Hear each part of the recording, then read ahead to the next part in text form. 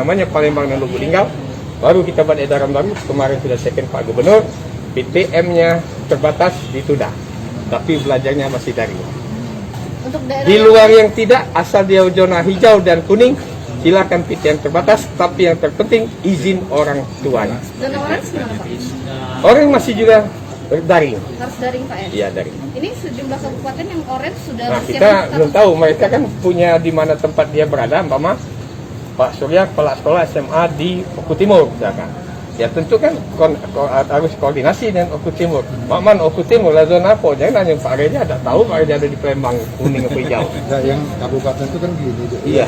Kabupaten itu kan satu kabupaten orange. Orange, Tapi ya. kan tidak semua kecamatannya Orange. ada yang hijau, ada yang kuning. Maka tadi pagi saya rapat di Kabupaten? kantor Bupati Oku Iya. Timur yang untuk membahas pembelajaran tatap muka langsung ini.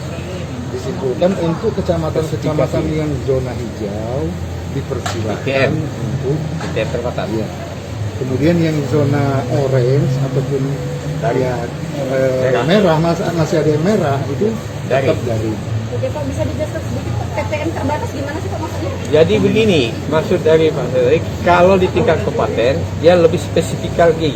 Artinya di tingkat kecamatan ya. Iya. Nah, kalau kita provinsi melihat tingkat kabupaten kota. Nah, jadi kalau Adinda tanyakan, mana Pak Reja di kabupaten kota, kapan dia nak daring, kapan dia nak PTM? PTM itu pembelajaran tatap muka. Terbatas itu maksudnya kalau sekelas itu 36 dibagi 2, mesti 18, tapi tergantung juga izin orang tua wali. Itu Pak.